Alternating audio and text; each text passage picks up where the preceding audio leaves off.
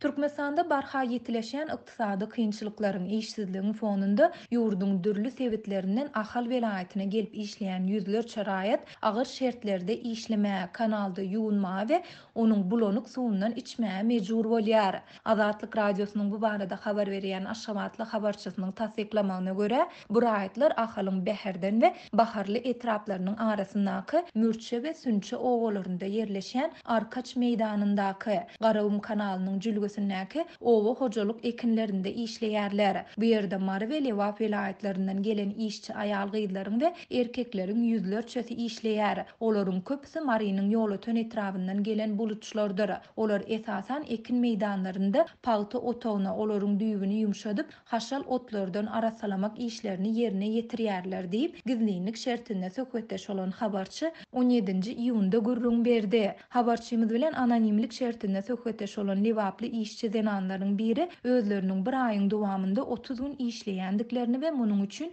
600 manat hak tölenýändigini aýtdy. Bu biziň her birimize günde 20 manat baha kesilendigini aňladýar. Göz getirip görüň. Häzirki wagtda bir halta unuň bahasy 560 manat. Biziň aýlymyz bolsa 600 manat. Ýöne şeýle bolsa da ýurtda başga iş tapyp bolmaýandygy üçin şu işte işlemäge mejbur bolýarys diýip işçi zenan habarçymyza gürrüň berdi. Maglumat üçin aýtsak 2020-nji ýylyň 1-nji ýanwaryndan başlap ýurtda iň pes aýlyk haky 870 manat möçberinde kesitlenildi. Üstesine de Lewaply işçi zenan işleýän ýerlerinde ýaşama üçin kadaly şertleriň döredilmändigine, özleriniň kanalyň suwuny ýuwunmaly bolýandyklaryny we onuň bulanyk suwundan içýändiklerini gürrüň berdi.